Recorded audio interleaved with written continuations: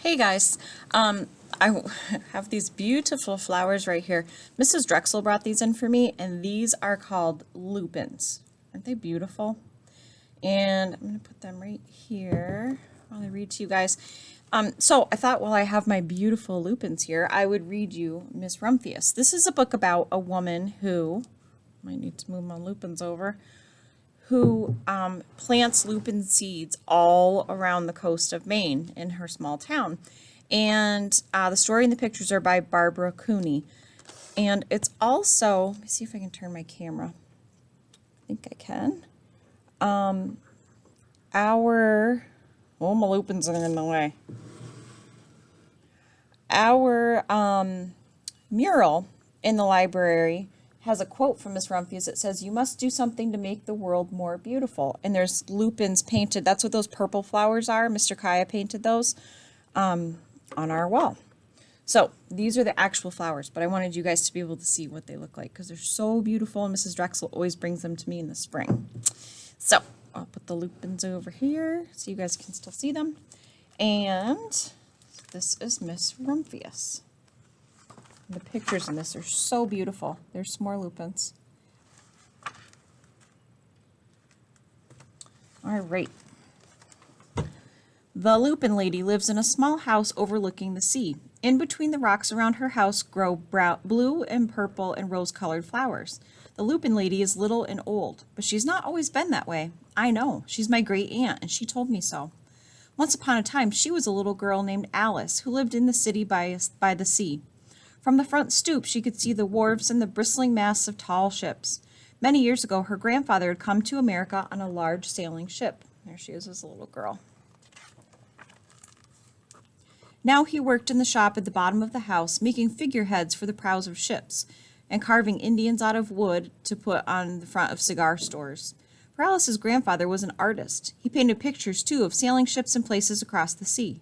When he was very busy, Alice helped him put in the skies. So she would help paint the skies. Here he is carving. Here's the carvings he would do.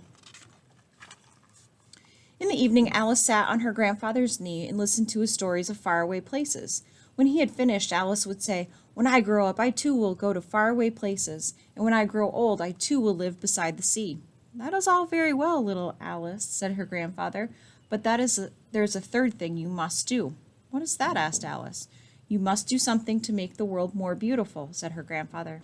"All right," said Alice, but she did not know what that could be.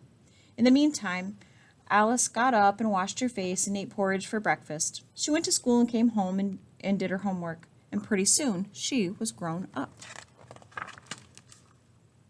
Then my great aunt Alice set out to do the three things that she had told her grandfather she was going to do. She left home and went to live in another city far from the sea and the salt air.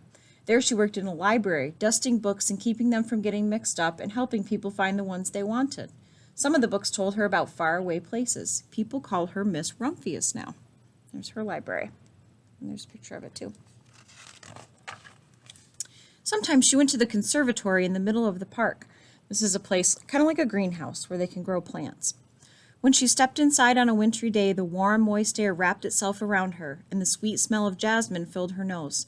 "This is almost like a tropical isle," said Miss Rumphius, "but not quite." So Miss Rumphius went to a real tropical island where people kept cockatoos and monkeys as pets. She walked on long beaches picking up beautiful shells. One day she met Bapa Raja, the king of a fishing village. "You must be tired," he said. "Come to my house and rest." So Miss Rumphius went in and met the Bapa Raja's wife. The Bapa Raja himself fetched a green coconut and cut a slice off the top so that Miss Rumphius could drink the coconut water inside. Before she left, the Bapa Raja gave her a beautiful mother-of-pearl shell on which he had painted a bird of paradise and the words, "You will always remain in my heart." "You will always remain in mine, too," said Miss Rumphius. Oh, there's somebody with a monkey as a pet. And there's a cockatoo. It's a kind of bird. You can see him on his shoulder. My great aunt, Miss Alice Rumphius, climbed tall mountains where the snow never melted. She went through jungles and across deserts. She saw lions playing and kangaroos jumping, and everywhere she made friends she would never forget. Finally, she came to the land of the lotus eaters, and there, getting off a camel, she hurt her back. What a foolish thing to do, said Miss Rumphius. Well, I certainly have seen faraway places. Maybe it's time to find my place by the sea. And it was, and she did. From the front porch of her new house, Miss Rumphius watched the sun come up. She watched it cross the heavens and sparkle on the water, and she saw it set in glory in the evening. She started a little garden among the rocks that surrounded her house, and she planted a few flower seeds in the stony ground. Miss Rumphius was almost perfectly happy. But there's still one more thing I have to do, she said. I have to do something to make the world more beautiful. But what? The world is already pretty nice, she thought, looking out over the ocean. What a beautiful spot to have a house. The next spring, Miss Rumphius was not very well. Her back was bothering her again, and she had to stay in bed most of the time. The flowers she had planted the summer before came up and bloomed in spite of the stony ground. She could see them from her bedroom window, blue and purple and rose-colored. There they are. There's the lupins. Lupins, said Miss Rumphius with satisfaction. I've always loved lupins the best. I wish I could plant more seeds this summer so I could have still more flowers next year. But she was not able to. She hurt her back, right? She's not feeling well. After a hard winter, spring came. Miss Rumphius was feeling much better. Now she could take walks again. One afternoon, she started to go up and over the hill where she had not been in a long time. I don't believe my eyes, she cried when she got to the top. For there on the other side of the hill was a large patch of blue and purple and rose-colored lupins. It was the wind, she said as she knelt in delight. It was the wind that brought the seeds from my garden here. And the birds must have helped. And Miss Rumphius had a wonderful idea. Look at those beautiful flowers. She hurried home and got out her seed catalogs. She set off to the very best seed house for 5 bushels of lupin seed.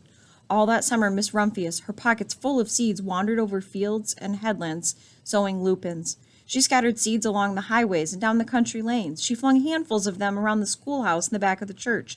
She tossed them into the hollows along stone walls. Her back didn't hurt her any more at all. Now some people called her that crazy old lady. That's not nice. The next spring there were lupins everywhere. Fields and hillsides were covered with blue and purple and rose-colored flowers. They bloomed along the highways and down the lanes. Bright patches lay around the schoolhouse and the back of the church. Down in the hollows and along the stone walls grew the beautiful flowers. Miss Rumphius had done the third and most difficult thing of all. Isn't that beautiful?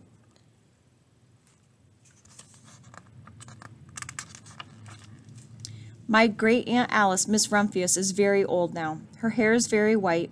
Every year there are more and more lupins. Now they call her the Lupin Lady. Sometimes my friends stand with me outside her gate, curious to see the old lady who planted the fields of lupins. When she invites us in, they come slowly. They think she's the oldest woman in the world. Often she tells us stories of faraway places. When I grow up, I tell her I too will go to faraway places and come home to live by the sea. That is all very well, little Alice, says my aunt, but there's the third thing you must do. What is that? I ask. You must do something to make the world more beautiful. All right, I say.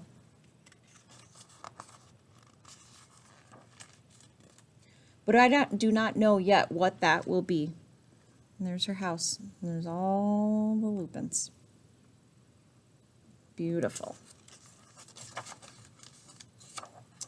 The end. So, here's one more look at my beautiful lupins from Mrs. Drexel that she brought me today. All right.